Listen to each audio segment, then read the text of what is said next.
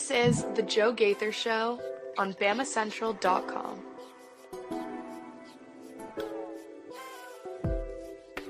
Good morning, Tuscaloosa. Good morning, Tuscaloosa. Internet world, West Alabama. How we doing today on a Monday? Oh, yes, the sun did come up in Tuscaloosa. It's the Joe Gaither Show on BamaCentral, BamaCentral.com. Hanging out with us on the BamaCentral YouTube channel, on the BamaCentral Facebook page, listening to us on Apple Podcasts, Amazon, Spotify, wherever you get your podcast, you can find the Joe Gaither Show on BamaCentral.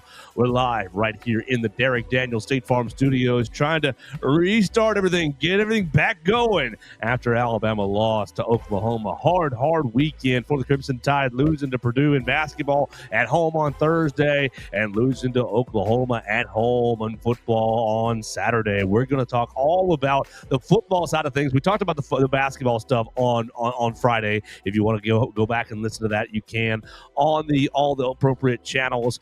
We're here with our man Theo Fernandez. Follow him at Theo Fernandez __ on the Twitter machine as we're hanging out trying to dissect what went wrong for the Crimson Tide. You can leave us a voicemail at 205-462-7340 extension 800. I've got a handful of voicemails right now from Dax, from Cameron, from Steve, so we're excited about that. We want to thank everybody for joining us right there on the voicemail side, joining us on the comments at BamaCentral, at Theo Fernandez _, at Joe Gaither 6.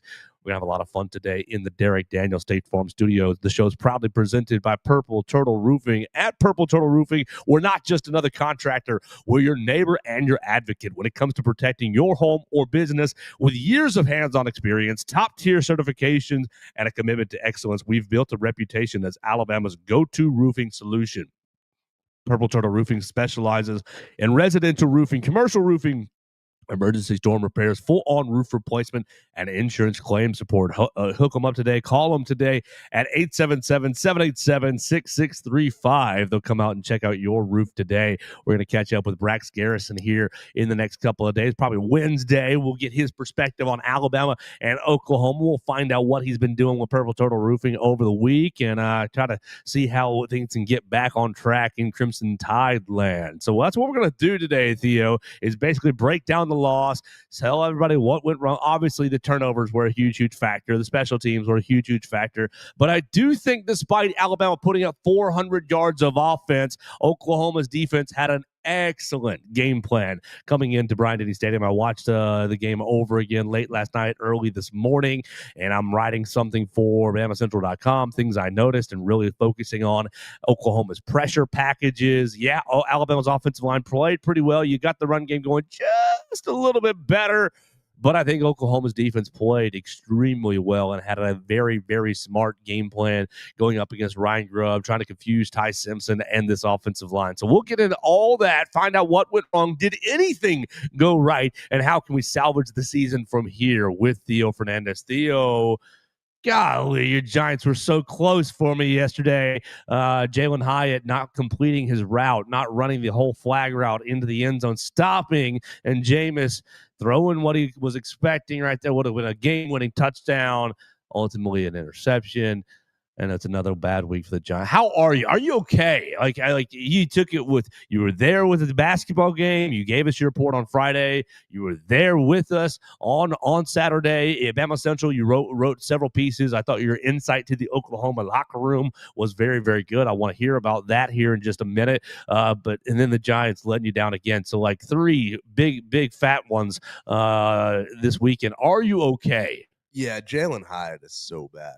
He is one of the worst NFL players I've ever seen, and that includes Evan Neal. I mean, this guy is just... Now, mind you, even if he ran the route, there's no chance under the sun that he would have actually caught that ball, because I've seen him do this before, but he is a strong case for, no exaggeration, being the worst route runner in NFL history. He does one thing. He does one thing and one thing only. Fly down that field. And guess what? You're not that good. You're not able to beat the NFL corners like that. And it's he's so annoyed about the Giants, and I shouldn't be, because, we found our franchise QB. We have a lot of things with going Jameis Winston. Jameis is awesome, man. Jameis really is. Like, it was easy to enjoy that entire game, even knowing that, yeah, we're going to lose this game. I did not doubt that for a second. But he makes things much more fun. Glad it's him instead of Russ, and hope I get to watch Jackson Dart soon. But obviously, Alabama the focus this week. And, yeah, basketball, football, rough weekend in Tuscaloosa. After we talked about, was this the greatest Alabama sports weekend a week ago? Into this. What a sequence. What a crazy how things can flip so fast. Life is all about balance. It is. Get really, really high last Saturday, the Saturday prior, beating St. John's and beating LSU, and then you get to come back down to earth, losing to Purdue and losing to Oklahoma.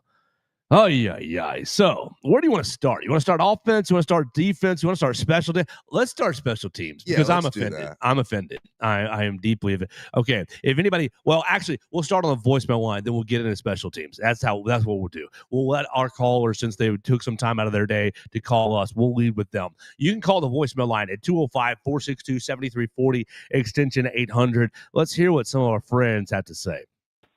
Why? Why? Oh, they didn't drive more than 50 yards one time. 3 turnovers on our side of the field. The defense, no, Kane Womack, I love you. The defense was fantastic. Guess what? Ryan Grubb, you need to get your freaking, it wasn't even Ryan Grubb's fault. I don't know what happened. Our offensive line was getting freaking smushed. And, like, I'm at a loss for words. This was horrendous.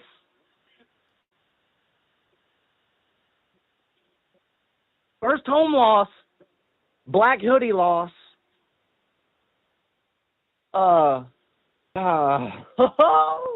The offense has to get their poo-poo together immediately.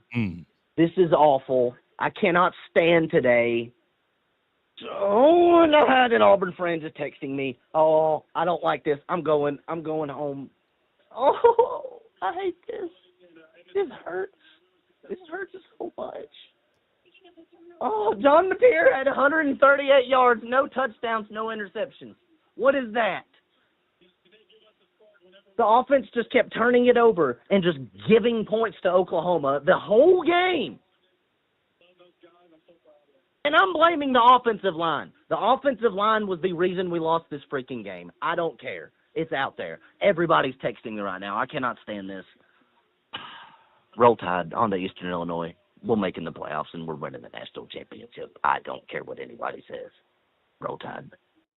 Oh, don't you just feel for Dax right there? You can hear the pain. And Dax, man, my guy, you hurt my heart just because I can feel your pain. Oh, my man, I hope you're okay. I really do.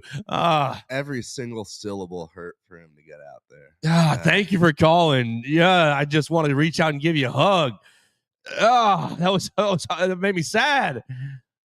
He's right, though. It's the offensive line, Buns. Right. Oh.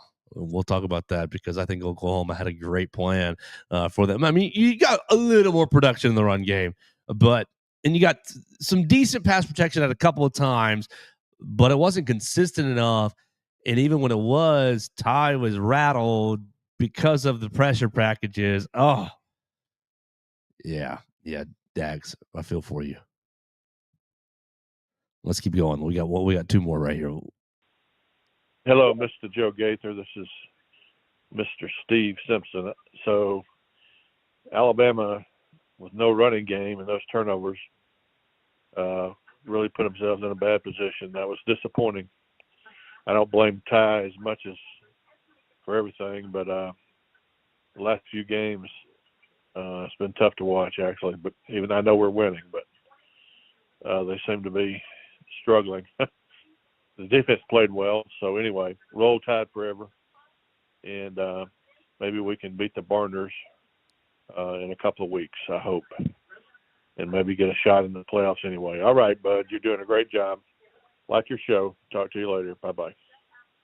We appreciate Mr. T. Simpson joining us on the voicemail line. What you think right there? It has been painful to watch. Yeah, not just this past week. Go ahead. Is painful right now. That is a great way to put it. And, you look at this team and the way that, I guess, the narrative that I think most fans have rightfully had about it has shifted from how do we go from week one, early season, oh, these linebackers are horrible. What is Kane Womack doing?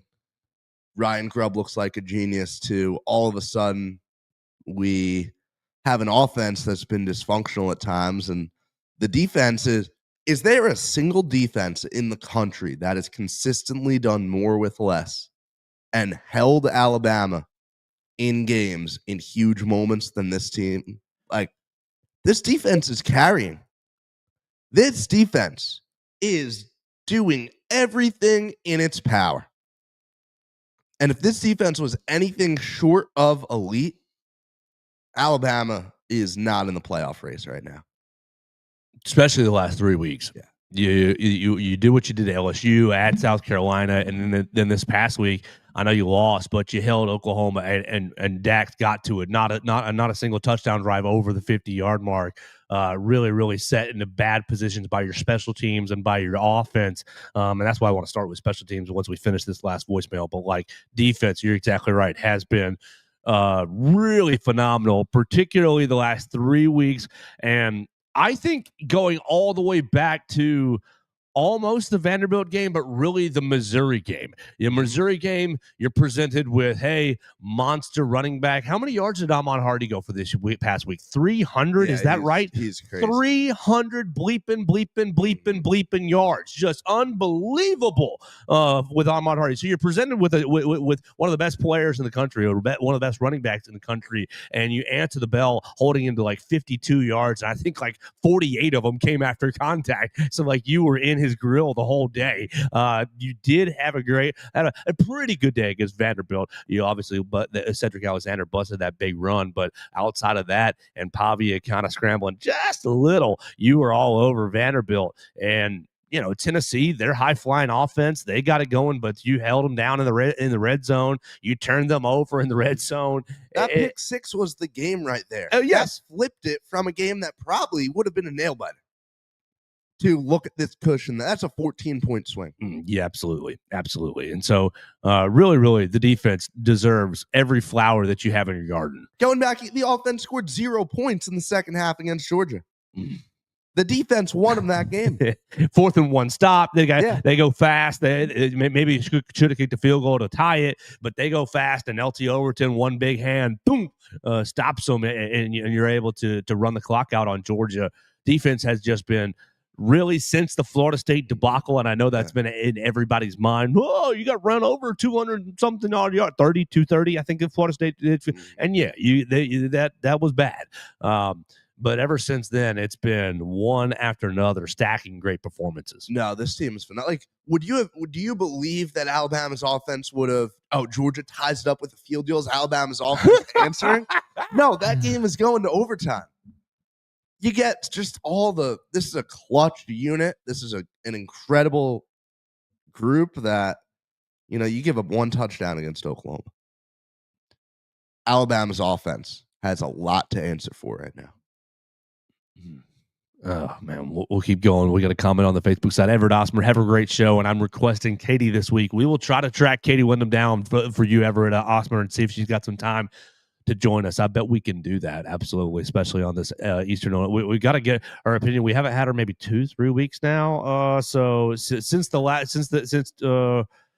believe it was before the Tennessee game, somewhere around there is when I had her. So we'll get her expert opinion on here pretty soon. Everett, we got one more voicemail right here before we finish it up and start moving into more conversation.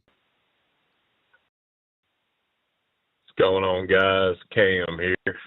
Man, what a game, if you want to call it that. Led in every single statistical category except the most important one, turnovers. You can't turn the ball over 3 times and spot them 17 points and expect to win the game. Even though Ty throws for over 300, the running game did better than we all thought. still doesn't matter if you're going to keep turning the ball over. I hate to say it, but the nightmare scenario is slowly unfolding. Relying on a win in the Iron Bowl at Auburn. And I hate to be a Debbie Downer, but I'm going to go ahead and call it. It's the way it's looking. It's looking like it's going to be a L in Auburn, and that's going to be our season. But hopefully I'm wrong. But roll tide anyways, guys. Enjoy the show. Cam joining us on the voicemail line, and you guys can as well. 205-462-7340, extension 800. I really appreciate Dax giving us his raw emotion right after the game. Steve calling in as well, and Cam joining us right there. You guys make the show. You really, really do, and I cannot thank you enough.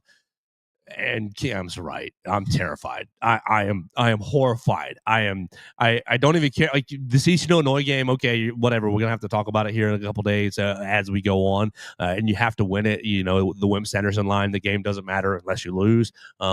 He's right. We'll talk about the Eastern Illinois, but I'm horrified. Like it gives me just empty, like the pit in my stomach is growing by the second, thinking about going down to Jordan-Hare and having to win when you're probably in the SEC championship game. You're probably they are. It's officially that's all it needs. Yeah. Okay, I didn't follow all the tiebreakers because I've been, as soon as the game ended, I'm like unplug. But oh, Cam, he's absolutely right. Lead every category except the turnovers, at least the scoreboard. The special teams is where I want to start really in just a second. But Cam, I just chime in on his comments right there, especially about the Iron Bowl. No, we'll talk about this so much over the next 2 weeks. Yeah. But imagine being an Auburn fan right now. Oh, you've had this horrible season, and now you've got a team under a new coach that just scored 38 points against Vanderbilt. And has 3 weeks to prepare for this. And all the struggles of Hugh Freeze. They've already rolled Toomer's corner. It's all done. You can forget about every single thing that's happened negative. They've already rolled Toomer's corner. If you win this game. DJ Durkin will be an Auburn hero. Will probably get the job, right? There's almost no way he doesn't get the job with the win. This is the dream scenario for an Auburn fan. They're also playing for bowl eligibility in case they needed anything else to add, right? In case they needed anything else to play for. But no, this is as good as an Iron Where's Bowl the poison? Where's the poison? Give me the cyanide right now. I don't want it. I don't want to do it. Oh my gosh. And I suppose that's loser mentality by me, but God. Or are you talking about poison as in for yourself? For myself. For myself. I wasn't sure if it was for yourself or for a tree. No, for myself. They're not dead yet, Paul, but they're gonna die. No, for myself. Like I would rather like walk on a bed of nails. I'd rather walk over hot coals. Oh my gosh. No, thank you. No, thank you. I'd rather go get a colon checked, like than watch Alabama have to play in Jordan-Hare for their playoff lives. Like, no. This is going to be crazy. Oh, just horrific. Oh man, but that's 2 weeks from now, thankfully. So maybe we can find some courage. Maybe we can find some armor to wear, and but do some push-ups. There is absolutely nothing to think about or talk about until that time. Which that's what's crazy about it. Cam jumping on the comments. We've seen this time and time again. If I was a betting man, I'm putting money on what's going to unfold in a couple of weeks. I am too. Like painful. All right, so we got to talk about this Oklahoma game, Theo. We're going to talk special teams. We'll talk offense and then defense because we'll leave it on a high note. The defense did play well, but I'm personally offended by the special teams. Yes. For the people who are new to the show, I worked for the football team for my freshman year. My true freshman year was 2008, Coach Saban's second year. And I was the student assistant for the special teams. The student assistant for the defense was a young man named Glenn Schumann. And the student assistant for the offense was a man named Kevin Garver. I don't think Kevin's in high-level football anymore, but Kevin worked for the Arizona Cardinals and for the Tampa Bay Bucks. He was a Bruce Arians man. He got hooked up with Bruce Arians pretty good. Obviously, I am the the black sheep of the trio, which that's okay. We're happy with the life we've got right now, and God's blessed me very much. Don't hear me say anything bad about that, but I'm just giving some context to why I'm so offended by the special teams. You end up giving them, like, okay, we can talk about the turnovers, and yes, the pick six hurts you bad, and the sack fumble hurts you bad, but your defense answered the bell on the sack fumble again, holding them to a field goal. You gave up a field goal with a 40-something, 42-yard punt return on the very first punt of the game. They end up, you punt it. Lazier Brooks is covering, dives at a leg, and comes up empty. And they end up running it down the opposite sideline. And you ultimately cover. Lazier Brooks, I mean, you missed, but Lazier, give him a lot of credit. He shot back up, chased it down, got him from behind. So it wasn't like he had bad effort. He just missed him.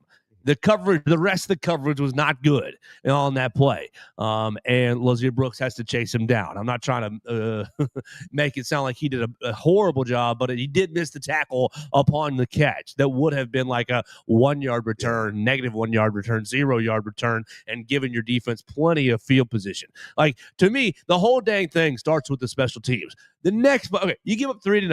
All right, whatever.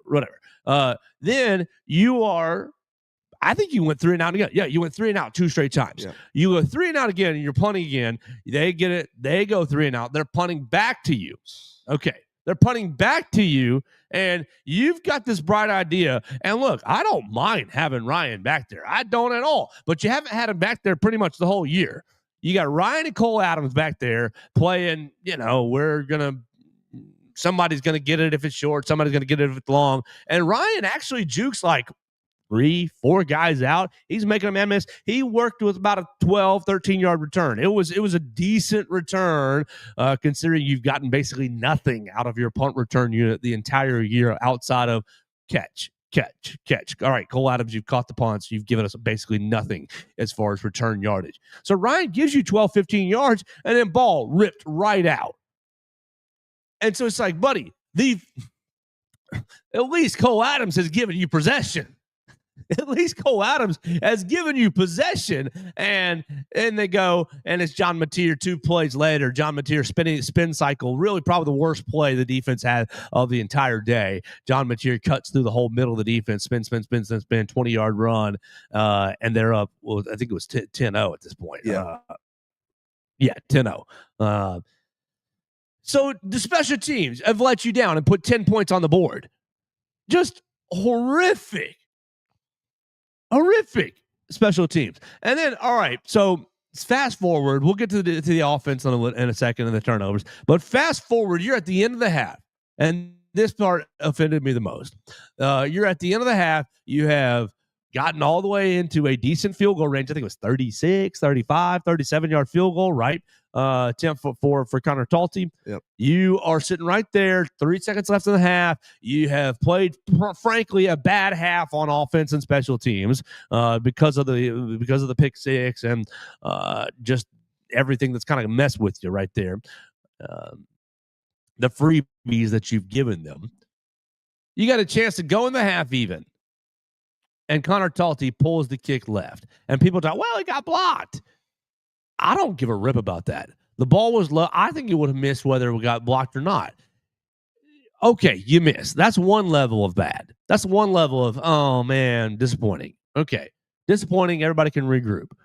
But for Connor Talty to go into the half, caught on camera, just I don't know what I've tried so many times to rewind it back and lip read this man what he's yelling at David Byrd, but he's yelling at the snapper clearly because it was a high snap that Blake Dowd caught and put down on the spot. Right, it was not high enough to where the holder couldn't catch it and put it down. He caught it, he put it down on the spot and got the laces out and my man still pulled it left as it went through a set of fingers. If you'd have just kept your daggum head down, keep your head down on the spot, do what you're supposed to do, not be worried about all the outside factors. And yes, the snap was high. I'll tell you, I'll give you that. We said that last week when you missed a short kick. It was a high snap. You pulled it left. Same exact thing.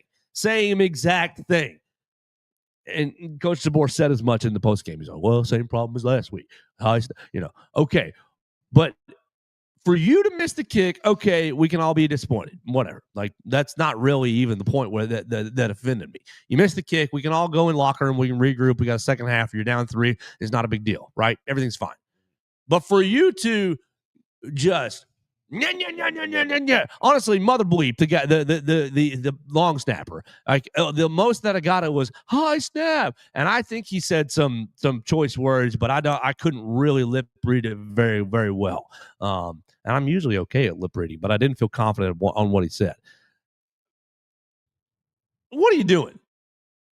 You're 11 of 17, 11 of 16 on field goals, 11 of 16, 11 of 17. 17. Right. Thank you. So you've missed 6 field goals this year. And if you just missed 2, the one last week against LSU and the one this week against Oklahoma on 2 high snaps, and you pulled the ball left on both times, and okay, I'll even give you grace on the 50-something yarder they put you out there for Florida State. So 3. If you've only missed 3 kicks this year, but you're up to 6 now, right? Mm-hmm. Do your own job first before you. And look, was it a high snap? It was a high snap both weeks in a row. But Blake Dowd, holder of the year. I mean, he's doing a great job. That's a little facetious, but doing a great job is spot on. Saving snaps, right? High snap. I'm catching. Bam! It's down on the spot as soon where it needs to be. Keep your dead. What's your job? My job is to walk off the steps. Is to keep my head down. Is to when it snap, go. Don't look at anything else. Just focus on my technique. Step with the left foot. Bang with the right foot and follow through. Keep my head down through the whole process. I didn't even notice that it's a high snap. Oh my! It just sent me through the roof. And in a game where you lost by 2 points, you lost 23-21. Everybody wants to talk about the turnovers. We'll talk about them in just a second. But you gave them the special teams. You had a 3-point loss at halftime, so there's 3 points. You gave them 3 points on the first punt return. There's 6 points, and then you gave them 7 points on the fumbled punt. So 3, 6, 7, 13 points were off special teams. Yeah. So you basically won this game 21-10. 21-10 if you even with the turnovers, even with the offensive turnovers, if you have decent special teams, if you don't have just boneheaded mistakes, if Ryan doesn't fumble and you go 3 and out, it's fine. You go 3 and out and you punt it. It's fine. Your defense is playing well. You punt it. Blake Dowd's been booming the ball. Blake Dowd's your special teams ace right now. He is booming the ball as a punter, and he's catching and holding pretty daggum well. Just deeply offensive to me to lose the game in the small margins.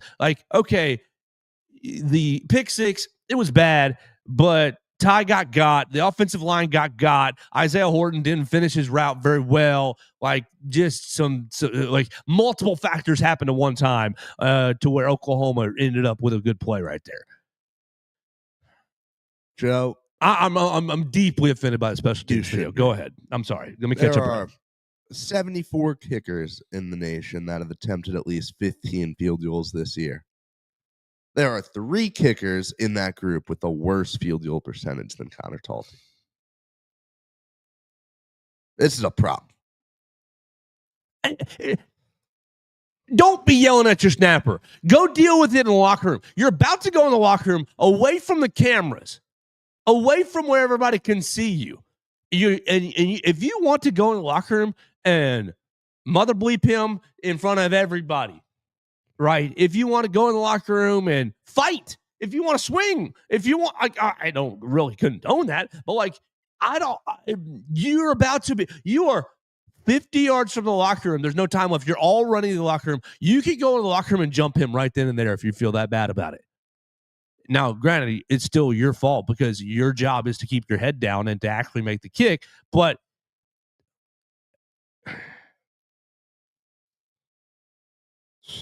the lack of accountability right there is really, really offensive to me. You set me up for failure, because here's the deal. Ty, on his pick six, he barely insinuated Isaiah Horton's fault. It was Isaiah Horton's fault. Yes. It's probably a little bit of Wilkin Formby's fault as well, but he didn't even hint at it. Like, you had to listen really hard in the post-game press conference to hear it. And he did a good job keeping himself buttoned up and taking the responsibility for it. Like, sometimes quarterbacks, you get got, you're expecting a receiver to keep running a slant route, and he kind of stops his route and it goes right to a defender.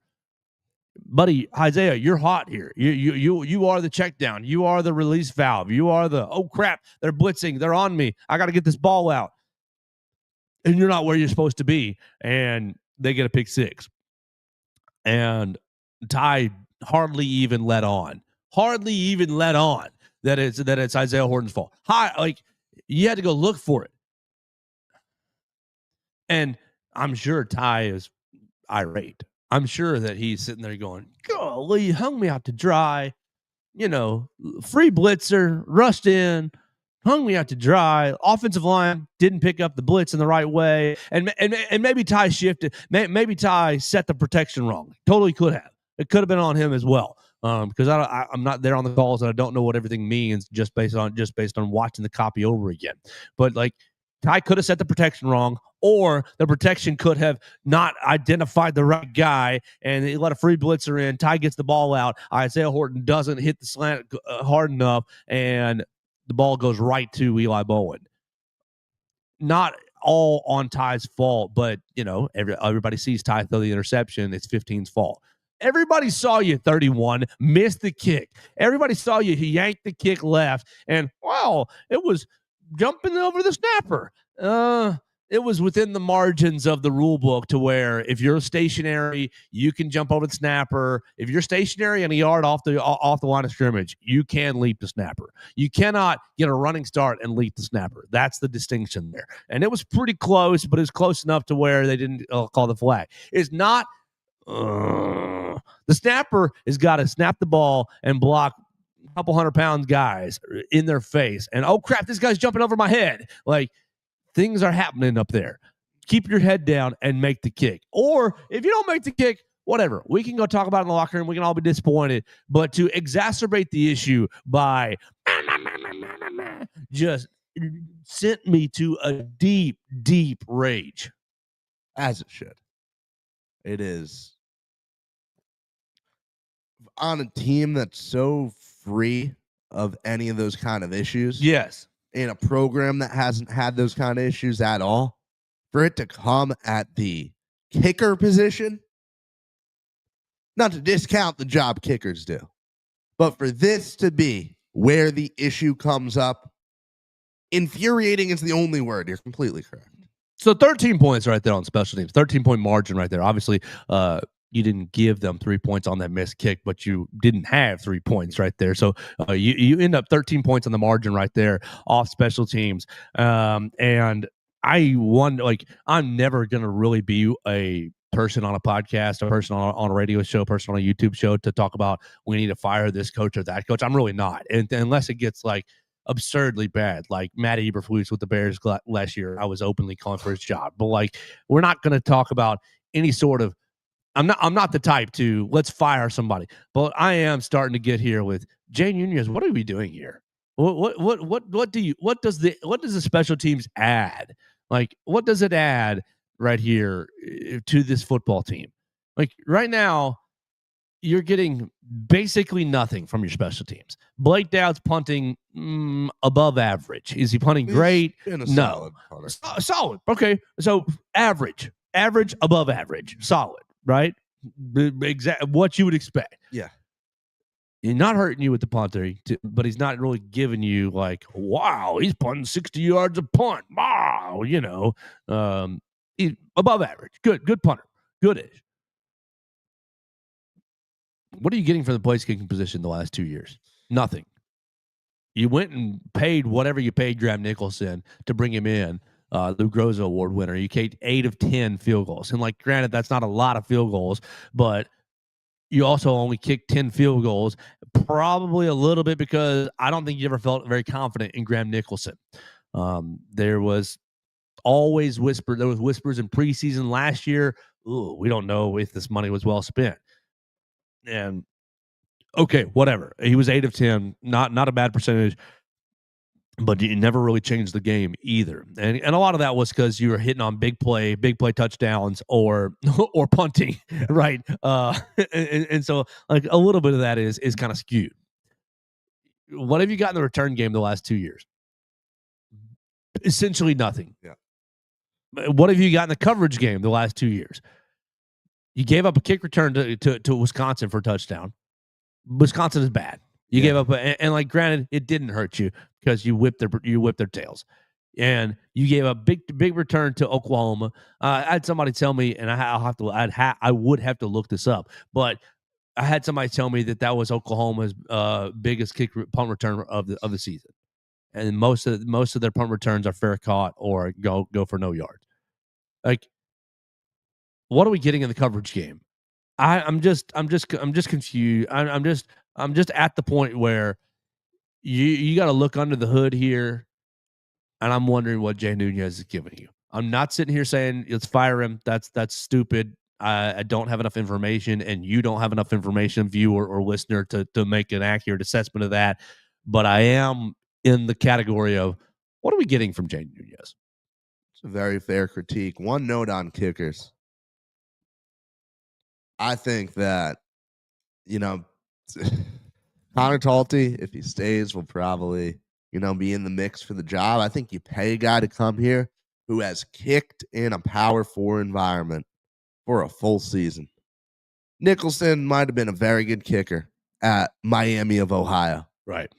When you walk into a stadium that's every week that's holding over 70,000 fans, I'm sorry, but the MAC's just not going to cut it. The guy who's sat and, his only reps are kicking extra points against an FCS team is not going to cut it.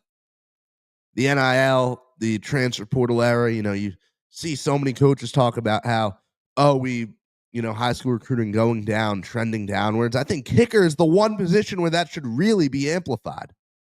Kicker is the one position where I feel like it's the hardest one to improve at in any way, shape, or form without actually going out and getting the reps in a high-pressure environment. Pay Tate Sandell whatever he wants, right?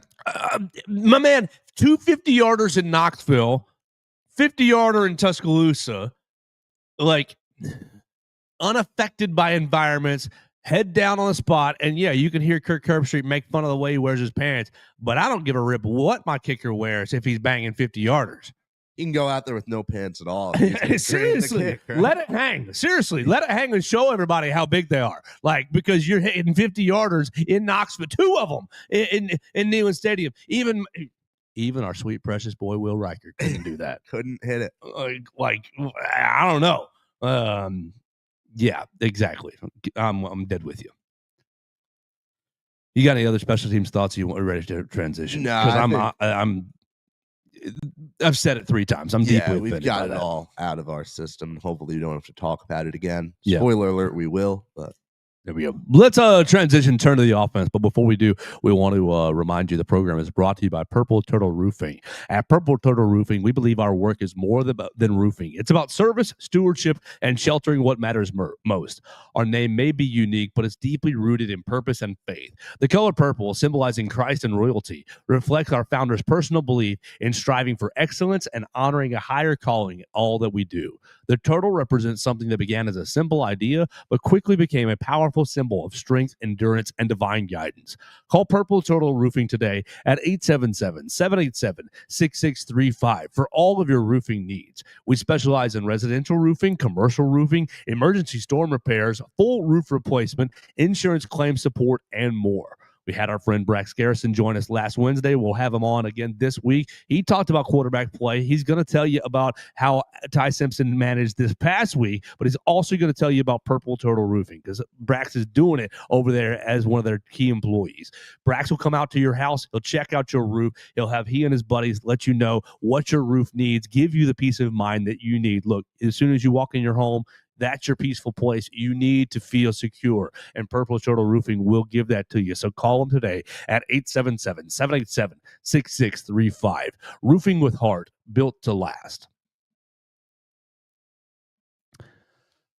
Let's keep talking right here. I see your note right there, Theo. No problem. We'll keep going right there. Let's talk about the offense because offense, everybody's giving them praise for 400-something yards, but saying 3 terms, it could have been 4. Or, it could have been 3 offensive turnovers. It could have been 4 total. You had the Ryan Williams return. You had 2 offensive turnovers. It could have been 3. You have the pick 6. You have the sack fumble. You could have thrown another interception down in the red zone. I mean, you did, but you got bailed out by pass interference. I am not extremely thrilled with the offense. I mean, what do you grade an offense that goes for 400 yards but has 2 turnovers and really could have had 3? Like, you go 400 yards, you probably get an A+ at 400 yards. You pass for 325, you probably get an A+. You only rush for 80 yards. That's with this team, that's worth at least a B-. Yeah. Right there. You found some rushing with Daniel Hill, 60 running back rushing yards on 15 carries, so he averaged 4 yards a carry. That's worth about a B+. Great job. But you have huge negatives with your turnovers. I mean, the 5th straight game with a sack fumble. My man, you're talking about Ty Simpson being a top NFL draft pick, and I do think that he still is. I don't think that this game makes him not a first rounder. Not here saying that, but like you get in the draft evaluation process 5 games in a row where you get hacked from behind and it's sack fumble time. Like, and yes, we all can acknowledge the Tennessee call was probably hooey. It was probably not a good call. All right, but it's still on the record. It's 5 in a row. Yeah. It's 5 in a row where you get hit from behind or you get hit from the side and boop, ball goes squirting out. And sure, we're talking about it from an Alabama lens, but from an NFL standpoint, they're going to bring that up and they're going to say, well, this is why Fernando Mendoza, this is why Dante Moore, this is why pick your quarterback XYZ is better than Ty Simpson because they protect the football in the pocket. Rough. And so I think it's such a mixed bag of really, really good. Of, okay, you got some running back game going. You have an offensive line that largely stayed set. You went Proctor, Dewberry, Brailsford, Formby Carroll on the right side. And I know a lot of people are pretty upset. Well, some people are pretty upset about Jaden Roberts not playing at all right there on the right side. I want to make it clear, I don't think money has anything to do with it. People are online talking about Taco Casa money. That is, to me, a wild statement to make. Taco Casa is not affecting an Alabama football rotation. I think that is an extremely wild thing to say. With jobs, with men who have jobs on the line and families at home, I don't think that, well, this player's family is giving us money, so he's going to play in critical moments. No, not at all. There's got to be reasons for it, and I think you saw the reasons for it in the running game. The running game actually did take a step forward against an elite defense. Some of that was to do, I think, with Oklahoma zone blitz the ever-loving mess out of Alabama. They didn't always bring more than 4, and most of the time just brought 4. But they're going to put 4, 5, 6 guys on the line of scrimmage, and 4 of them are coming, and 2 of them are dropping out. You just don't know which 4 are coming and which 2 are dropping out. And when the rush went into the side that's dropping out, okay, I think you got better. I think you got better push because just like all the Alabama fans that get upset with seeing double mug and the A-gaps from the inside linebackers, and the inside linebackers' first step on a play is backwards, right? And people are like, oh, you're opening up the run game because the first step is backwards. Yes, I mean, that's a fair critique. Oklahoma was doing the same thing, but it was zone blitz roulette. It was Brent Venables was like, we'll shake it up. Bam, this one. It's just rolled it. I got 5 zone blitzes. 6. It's a 6-sided die, right? Is it right? I got 6 zone blitzes. I got 5 zone blitzes and a base coverage. That's what I got. I got 5 zone blitzes and a base coverage. I'm gonna shake up my Yahtzee shaker and roll them out. And it was just, Ty, you better guess which one is coming. Offensive line, you better guess which one is coming. And I think they made it extremely, extremely hard on Ty and on Parker Brailsford and on the entire offensive line, knowing which 4 are coming and which 2 are dropping out and vice versa. And it was just like, ugh. They said it, but this past Monday, Ryan Grubb said, we've got to be elite in our communication. And I don't even think that Ty Simpson was bad and it really identifying things. I just think that Brent Venables and the Oklahoma defense was really, really good. And I think that they mix it up so well. Like I said, I'm being silly about throwing it in the dice roll and just rolling it out. But that's how random it looked to me when I looked it back. And I just looked at the offense and I'm trying to decipher. Like sometimes it was the 2 inside linebackers and 2 tackles and both ends dropped out. Sometimes it was outside linebacker, inside backer, and the tackle and defensive end on the opposite side dropped out. And it was sometimes it was 1 inside linebacker and the nickel corner coming and the on both outside backers dropping out. Like it was just like, guess who's dropping and guess who's coming, Ty, and do your best right here. Yeah, no, Oklahoma made it very, very difficult. And then what's even more concerning, or just as concerning, is that Auburn's defense and any defense Alabama's going to face down the stretch is going to be just as good, if not better. This is the norm. This is what Alabama is going to be dealing with down the stretch. And I just, quite frankly, did not see a lot in this Oklahoma game to make me think that Alabama is ready to handle that. Not what we want to be saying on November 17th about a team that has national championship aspirations. That's where we're at. That's where I'm at personally with this football team and this offense right now. I think it's fair. I think what could Ryan Grubb have done? Maybe you could have gotten more patient in the run game, maybe. But with it being so poor the last 6 weeks, or really the last 4 in particular, with it being so the last handful of weeks, you would have had a real hard time. That would have taken some real stubbornness to and real just, I don't know. You like everything that your eyes have seen over the last 5 weeks for you to have said we're going to run it even more. You might have been taking some crazy pills to come up with that. But now in hindsight, maybe that's what you could have done to mitigate this zone pressure a little bit. The other part, I do think Ty played okay, but I think that there's some look, this is his first year starting, and he's going to watch this game and he's going to think, damn, I missed so much. Yeah. And look, you can criticize Ty. You're seeing people, why doesn't Ty get the same criticism Jalen Milroe did? Okay, whatever. I think criticizing Ty is absolutely fine. He missed Jeremy a couple of different times. But my biggest thing with Ty was I think he got heated up, and I think I think his clock went just started speeding up really fast, and it was, oh crap, I got to get it. I think Ty's going to watch this game back and think, okay, there's a couple times where I could have sat in the pocket and a little more, but then a couple times where, buddy, it's just on you too fast. You got to dump it and get out of it. Whether it's throwing it away to the sidelines, that's something that Ty has really not done well this year, is throwing it to the sidelines, is just throwing it into the stands. Help, students are over there. Nobody's covering the student section. We'll punt. He is. I'm giving a play every chance I can, or I'm just going to throw it out to a hot like the Isaiah Horton play. You go back to it. You're marching the field. You're doing okay, and you're about to change the game. Yeah.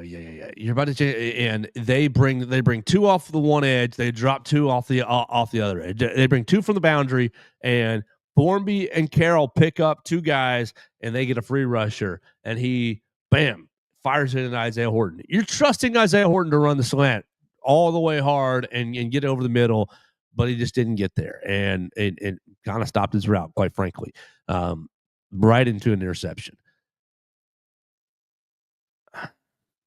I think Ty, you probably are going to grade him about a C plus, about a C, but pretty rough. I mean, 326 yards, but the way he dealt with, and look, Daniel Hill got blown up in pass protection on one play. Like, you gave up 4 sacks as an offense. You got 3 official quarterback pressures.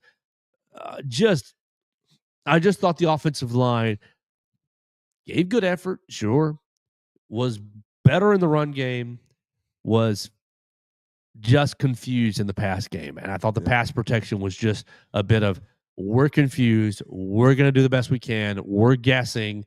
And they decided, I mean, they had so many boundary pressures. And then when it wasn't a boundary pressure, it was, it's a field pressure to the right-hand side, to the Carroll Formby side.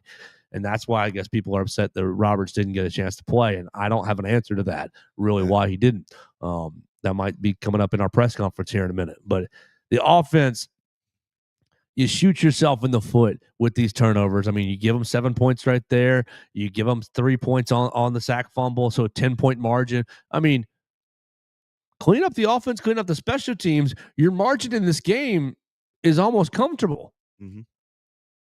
Just drives me absolutely crazy to watch it. But I'm with Cam and I'm with you that Auburn, DJ Durkin is seeing these films. He's going to see the South Carolina film, and he's going to see the Oklahoma film and think, how can we mesh these two things together? How can we pluck out what we do well from these game plans and make it the Auburn game plan and combine both these things? I think Ty's going to watch this game back and think, wow, I had a lot of opportunities to make a different decision. I don't really even think he can either take a sack there on the pick six, or he can throw it away. But I think that he was just trusting Isaiah Horton was going to run the slant and actually be there, which I don't even think is that bad of a decision. I think it's mostly on Isaiah Horton not running the slant hard enough. This whole offense is going to watch it back and think, wow, we did have 400 yards of offense. We did rush for 80 yards. We did have 326 yards of passing, but we could have come away with so much more. Joe, how good is this receiving core? We talked at the beginning of the year so much about, look, this team has 2 wide receiver ones. Is this the deepest receiving core in the country? I think the answer to both those questions is officially no. I'm officially at that point. I mean, Jeremy Bernard is a very good football player. Is he an absolute game wrecker? No. Ryan Williams is Ryan Williams. I don't know what that means. I don't know what he is. I don't know how good he is. I don't think anyone really understands or knows the answer to those questions. Isaiah Horton is a big target. He is a guy who has a lot of potential. He's a guy who's had success, 5 touchdowns over the first 7 games of the year, and I don't know exactly what he is either now. I don't know what we have in him. Brooks is having normal freshman year struggles. To be expected. I don't think it was realistic for him to keep playing at the level he was, in the beginning of the year. It's just like, you look at those 4. You look at, Rico Scott has just about disappeared from any kind of game plan. You don't see Cole Adams getting out there. You certainly don't see Mbakwe out there. Like, this receiving core has not lived up to the hype. It is not as good as we thought it was. I think this is the Ryan Grubb question for today. now that you're throwing it at me, I think this is the Ryan Grubb question for the day. Yeah. Cameron agrees with you. I hate to say it, but I truly believe Ryan Williams is overrated. He has had one good game. And in his one good game against Wisconsin, who is dog water bad. He had a good game against Tennessee as well. Yes, he did. But Wisconsin is dog water bad. Oh. He's left a lot to be desired. We'll say that. This is a guy that, if you ask the general average, I watch college football a lot, and I'm a neutral college football fan, they would have said he was the second best receiver in the country. Yep. He might not be a top 10 receiver in the SEC. Yeah, give me both Ohio State receivers and Jordan Tyson. Right now, we're at 3. Yeah. Right now, we're at 3. Give me Casey Concepcion right now. Give me Zachariah Branch right now. Give me Chris Brazzell right now. I mean, this is just off the top of my head.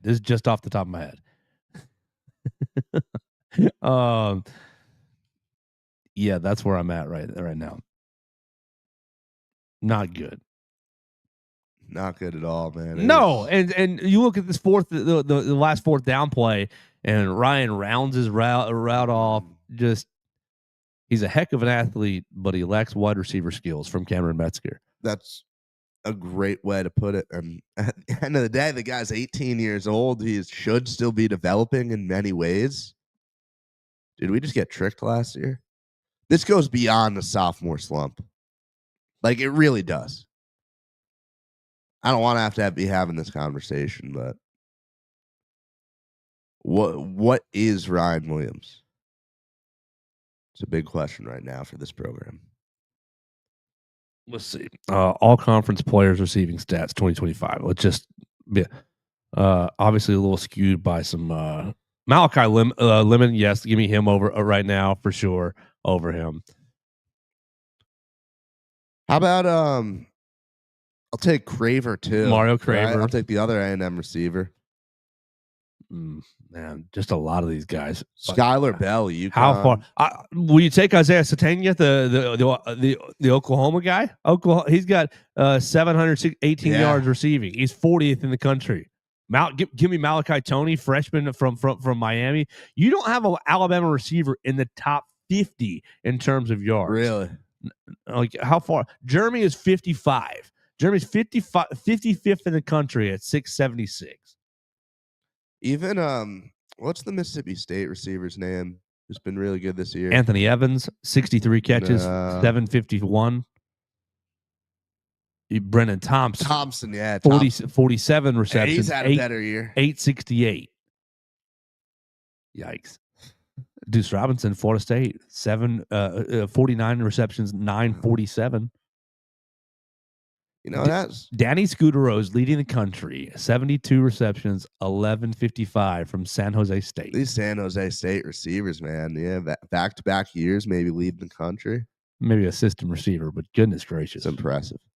And I think as we're talking about the receivers, we have to evaluate. What about Emmanuel Henderson? 73rd in the country, 41 receptions, 638. Impressive. 638 and 5 touchdowns. To be fair, he did have like 200 yards in one game earlier, but still, good season. Roll Tide, go Jayhawks, rock chalk. Cam Coleman, 47 receptions, 617 and 4 touchdowns. Is he Alabama's wide receiver one next year? I wish. I certainly wish. Would you trade him 1-for-1 right now? In a heartbeat. In a heartbeat. And maybe that makes me a bad person, but I would. Man, it would have been incomprehensible 13 months ago to even be having this conversation. But as we're talking about the receivers, I guess another big question I'd like to pose is what we saw from Josh Cuevas, right? That crazy performance. Will we see him take a much bigger role in the passing game? Was that a one-off? Or because I think there are legs behind this. I think that Cuevas fits into this offense. There's got to be. Well. There's got to be legs behind it because right now you're not getting much from as you just outlined. Yeah. What's the What's the party song? Ba, ba, da, da, da, da, da, da, da, da, da, da. Pepas. It's called Pepas. Yeah. Okay, I've been trying to figure out what the uh, Josh Cuevas, Josh Cuevas, Josh Cuevas. Is that the math teacher sequel?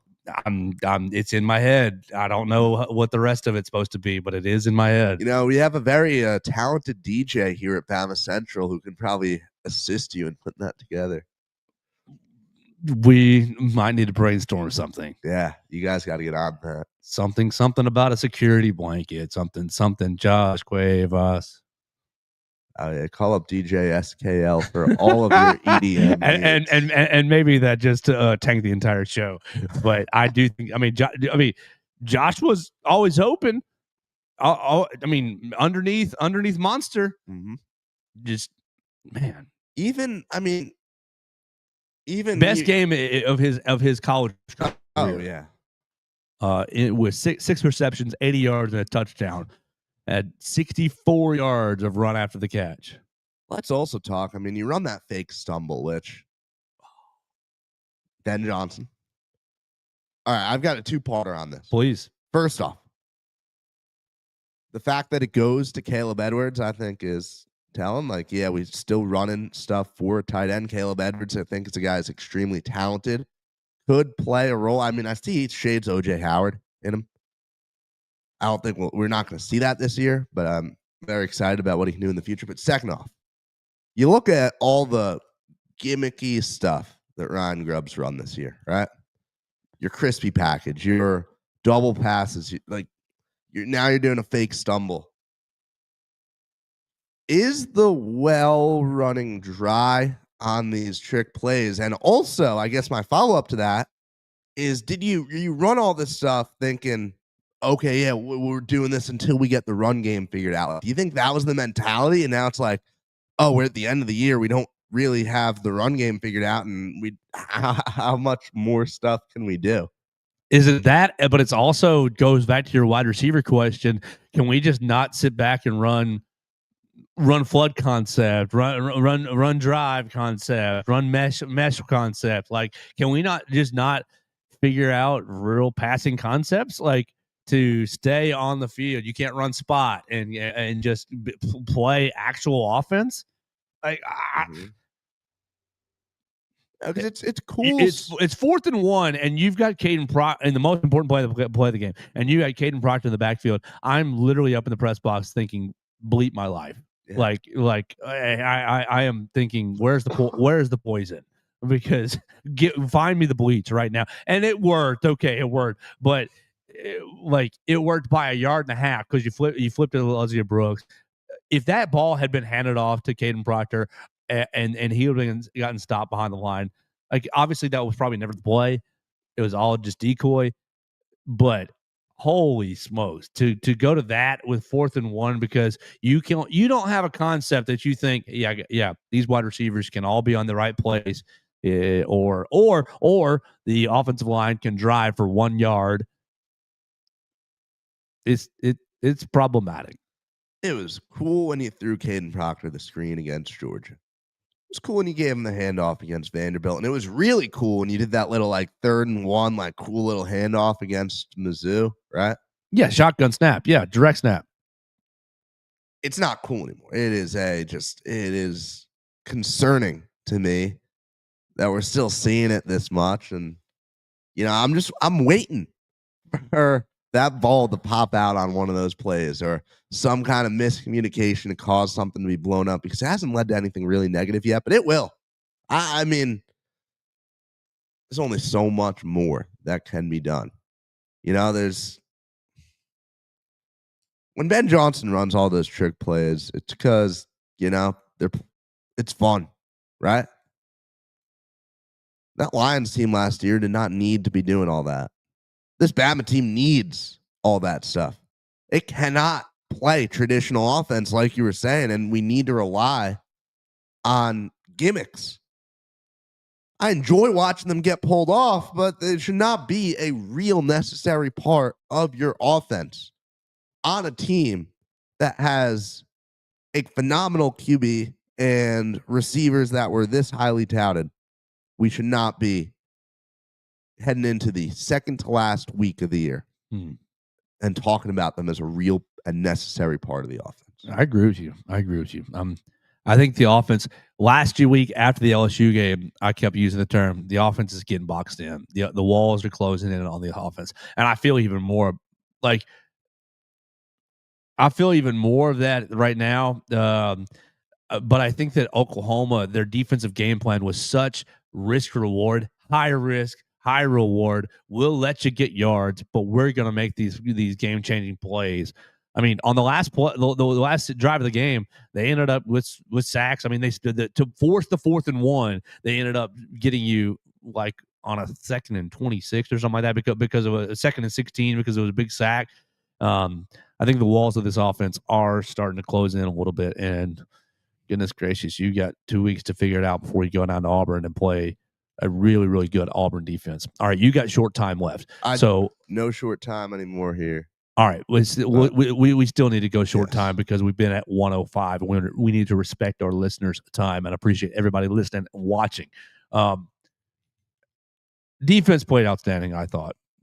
Defense played outstanding. I mean, yes, you want that John Mateer touchdown run back, but played outstanding. Didn't come away with any turnovers. Oh my gosh, had a couple of near interceptions. When we start throwing these defenders rugby balls, I mean, it is. And I've never been of the belief that you can be mad at a defender for dropping an interception. But some of those are just you gotta. If Justin Jefferson comes up with his, if Justin Jefferson comes up with his, he's probably walking in the end zone. Yes. I know Clint Lamb has highlighted a Tim Keenan batted ball that was probably going right to Yanzi Pierre for a pick six. And look, Tim Keenan, you need a bat down the ball, so no shade in there, but. If Tim doesn't get his hands on it, maybe Yanzi catches it and walks into the end zone. Nakai Hill-Green had his hands on a ball as well, wasn't able to come up with it. But really, I thought the defense played largely outstanding. I thought Damani Jackson in his limited action, or all the hard stuff we've given Damani this year, he played the run pretty well. He played the edge pretty well.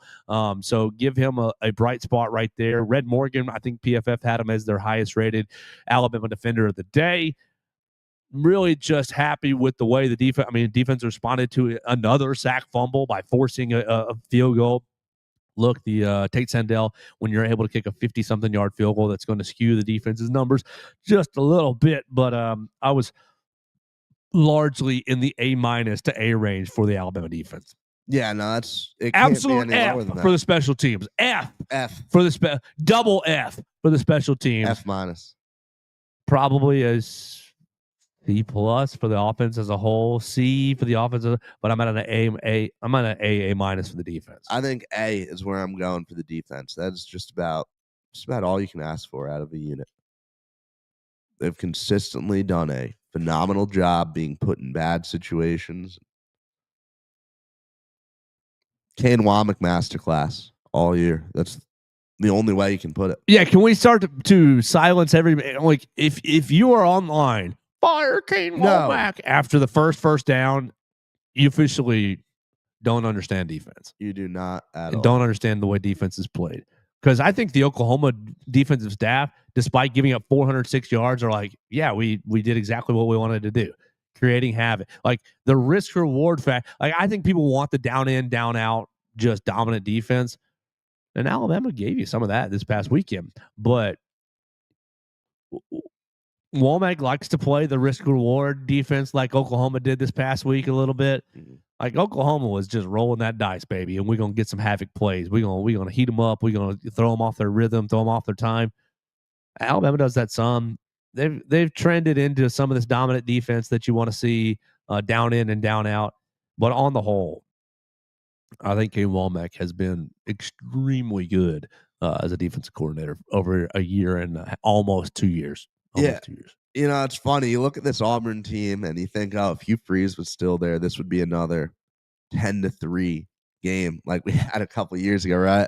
You just know that Auburn team under Freeze, I don't think would have had any life. Now, with this new offense, they'll probably pull some stuff out, but Whoa. I did not think the defense was capable of this kind of play after FSU, that's for sure. Definitely got let down by the other two phases for sure. Theo, anything standing out to you on the defense that you want to talk about? Because I think that besides giving them praise and saying, "Wow, you played hard," I don't know. I don't think anybody cares about how well the defense played losing, how well the defense played even in a loss. No, I agree. I've impressed again by Nakai Hill-Green. Yeah, he had the best game of his Alabama career against LSU, and he followed it up with a very good performance. I don't really have much to highlight outside of that. Well, Theo, we got to get out of here. We appreciate everybody watching us. Cam Metzger joining us on the Facebook comment section and on the voicemail line. You can call us on the voicemail machine at 205-462-7340, extension 800. We appreciate Everett Osmer joining us on the comment section as well. Steve and Dax leaving us your voicemails. You can comment at Joe Gaither 6, at Theo Fernandez _. We'll try to get the week back on track. I know Alabama basketball has themselves a big old basketball game against Illinois. That's going to be a big challenge. Alabama taking on Eastern Illinois this coming up week. It's going to be a get-right game in Bryant-Denny Stadium, so we'll see how that goes for the Crimson Tide. Obviously, we'll celebrate mildly Auburn losing to Houston. We'll celebrate Stephen Pearl losing his mind at the end of the game, looking for a foul call that he's never going to get. But difficult week if you're an Alabama fan. Difficult weekend if you're an Alabama football fan. We'll have Mason back on the program tomorrow. We'll bring Brax Garrison on the show to talk about how difficult it is with the quarterback play, with the zone blitzing, who's coming, who's dropping out.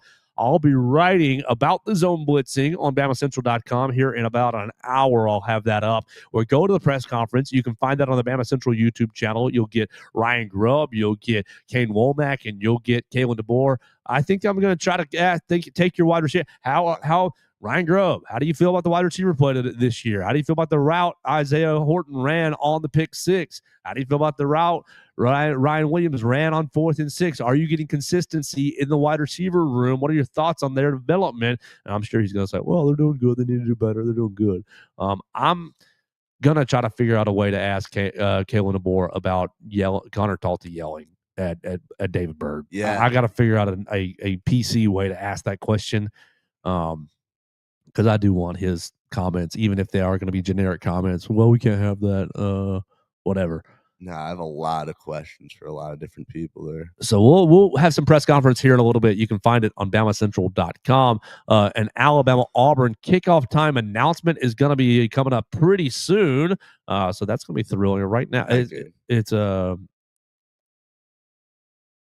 excuse me. It usually comes out during the press conference. Yeah, right? at noon. Like 12. Yeah, at noon. It's still to be determined. It's either afternoon or night in the two windows the SEC gave us. I think it'll be night. Oh my! Don't do that. Do not do that. Hell on earth. Everybody is going to be watching that football game. Yes, they are. So we've got a lot to do on BamaCentral.com today, right here. Alabama Crimson Tide on SI. We appreciate Purple Turtle Roofing for sponsoring the program. Call them at 877-787-6635. We appreciate Derek Daniel for sponsoring hosting the program. We're in the Derek Daniel State Farm Studios right off of McFarland Boulevard. His office is extremely accessible. You can find it just past the Tiger Rock, past the Rustic Rehab on the left, right here into Northport. Call Derek for all of your insurance needs at 205-758-3391. Home, life, auto insurance needs. Derek Daniel can take care of you. He's got 3 great employees upstairs waiting to talk to you. Red, Bobby, and Lane would love to talk to you about your insurance. So we appreciate Derek Daniel for sponsoring the program, for hosting the show.